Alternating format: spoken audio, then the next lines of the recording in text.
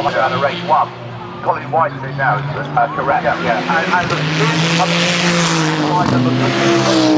around that, then the Marco outside the double himself in the 4th place,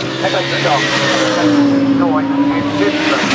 Okay. I don't think it's purely because of this incident at Lodge. It was on standby anyway, but at dear lead there was black smoke replaced by extinguishers, but that's, I think we had a Ginetta on fire in race 1. Certainly not like a huge detonation, and the flames are still there.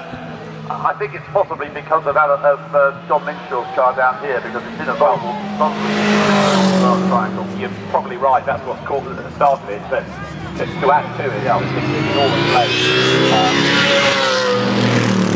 On the track, both then drifting back clearly from the lodge, and it's still ablaze.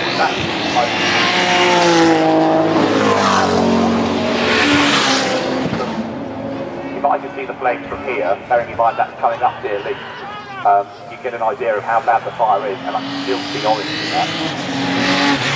A massive conflagration. We've got 12 minutes of the race to go. The fire truck wants to go the wrong way down the pit lane. Can't come in. And the last down the pit lane.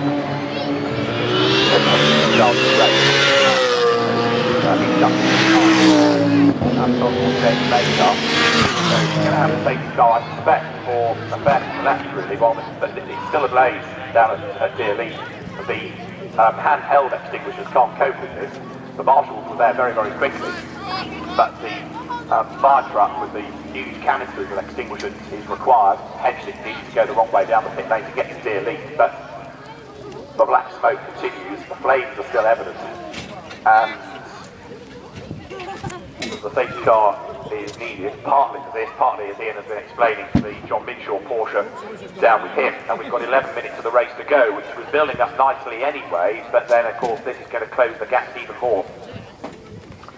As you will see, David, yes, there's some intriguingly close gaps, but how much racing left will be in the race? The marshals are on standby once all the cars under the safety car to move John Minshaw's Porsche out of harm's way. That won't take long, and all the debris that is left behind is on the grass anyway. So that'll be a quick job, but it sounds as though what you've got over at Deer Lead is going to take rather longer to clear up. The fire is still not out. As I say, there's going to be a precious little car left here. We've got fire tender from down here now heading up Say Hill. Right, well that again adds weight to what I'm saying, doesn't it? Yeah. Of how serious the fire is. It feels like it's not the fire.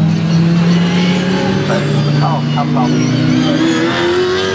David Amber, 31 metres, but Mark Hampton, not on the tail, so that mark is right. Mark Knoll, then a back marker, then James Palmer third, Marco Attard fourth, Hector Lester fifth, Steve County sixth,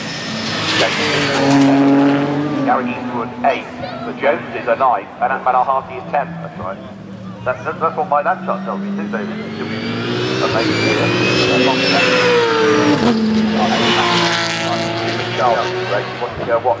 And is 23 Zach Brown 11. John Dillon in 13 is 12. Jody Fanning in 2:30 is 13.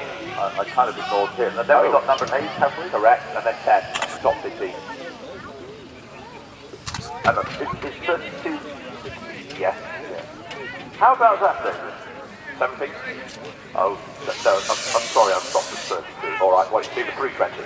The 320 is right. Right, the fire is still raging at Deer Lead. The marshals that are treating this deserve a huge round of applause because they are now having to cope with the extinguisher and this choking smoke, and they're still in there trying to put the blaze out.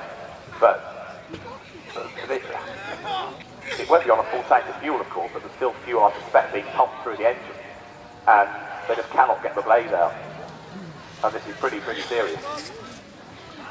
It reminds me of a good few years ago, in a ETM race, or one of the ITT races, Manuel Reuters Oulton. That's right. Fire. Yes, And it took most of the rest of the race to put the fire out. That was at, was it Bangor?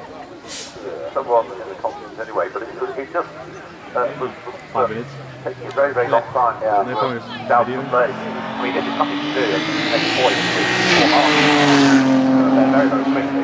and they are all being very, very brave and getting in there. The driver out of the car very, very quickly as soon as it stopped. Tom Sharp bailed out, but Colin White, Tom Sharp's car stopped, and it was Colin White who bailed out of it, but it was evident that it was on fire coming into Lodge Corner, and the marshals doing as best they can to put out the blaze, but they just can't quell it. There's nothing they can do, so they're doing their best, but until it stops burning, I don't think we can go racing again, and we've got 7.5 minutes to go. So the race director, Bernard Cottrell, will be looking at this, because you can probably see all the activity taking place out of his window. I can't see the car, such as it is, but I can see when the blaze is lit up again.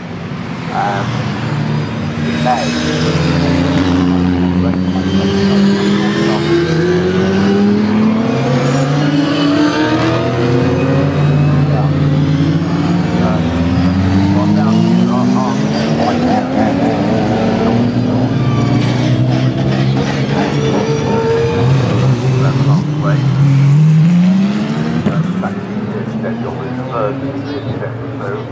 Was that the only incident we raced the race against?